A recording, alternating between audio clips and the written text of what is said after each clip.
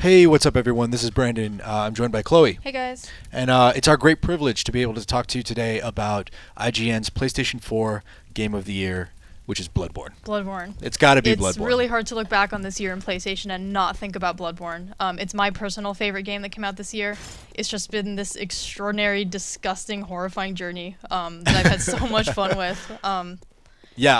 I totally agree. I think when I think back on my year in PlayStation, when I think back on what made PlayStation really stand out this year, that you couldn't find anywhere else, it had to be this game, this horrific, horrendous, excruciating game. I personally reviewed it, and it was the most daunting thing I've done all year.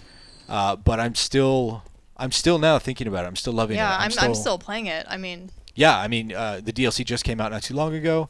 You and I have been talking about it nonstop, and as the two people in the office that I think have sunk the most time into this, I think there's just so much in this game to appreciate, and so much that it does well. First and foremost, really, combat. The combat in this game is incredibly smart. Yeah, I agree. The way the rally system replaces the need for shields, which previous Souls games kind of relied on, and just the sheer aggression of its trick weapons.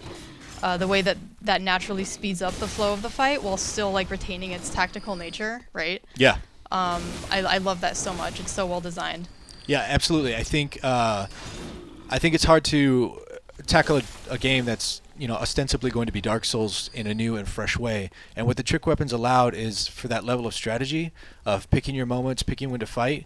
And they moved it away from sort of soaking up as much damage as possible with a shield. They moved it to timing, right? Bloodborne is all about timing, and what the trick risk weapons and reward. Yeah, what the trick weapons allow for is for you to do these attacks and then switch in, right? Switch into your trick style of weapon, giving you, really the choice. Do you want to try for the big hit? Do you want to try for the small hit? Or have you figured out some sort of chain combo that allows you to live somewhere? There's just so much variety contained in just every individual weapon, and there's a lot to choose from too, for every playstyle. And the DLC added a ton of really awesome weapons, which is awesome too. Absolutely. I think some of my favorite weapons are from the DLC, but the game itself, combat is so smart. It's intelligent. I think one of the things that everyone talks about as far as Bloodborne goes is it's just sort of oppressive difficulty, which you and I have had many conversations about. Hello.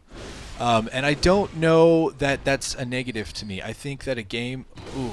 It's challenging but fair. That's always been the way I like to describe Souls games. The expectations that they set for you as a player are so incredibly high, but it makes it that much more satisfying when you're able to overcome some of its most difficult obstacles.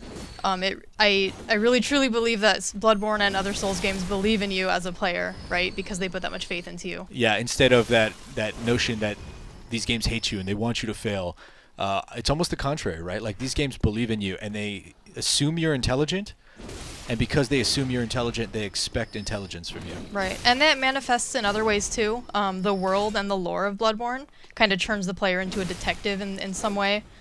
It doesn't waste your time with exposition. It doesn't just hand you all the information, right, like on a platter. You really have to... You have to dig deep into this really, really rich world to find out what's actually going on. Can you think of a game in the last year, but the last 10 years, Dark Souls, notwithstanding, that's been sort of as ambiguous and as obtuse as Bloodborne is? Put on the spot. No, I don't know if I can. It's hard to really put it, in my opinion, it's hard to put it into perspective just how little this game actually tells you. Right? How much it expects you to dig and be so invested in it and want to learn so much about it that you'll figure things out and you'll learn on your own. Yeah, you have to make a real effort to understand or access the really fulfilling parts of its story, and I have a lot of respect for a game that's designed well enough to actually make that work in its favor.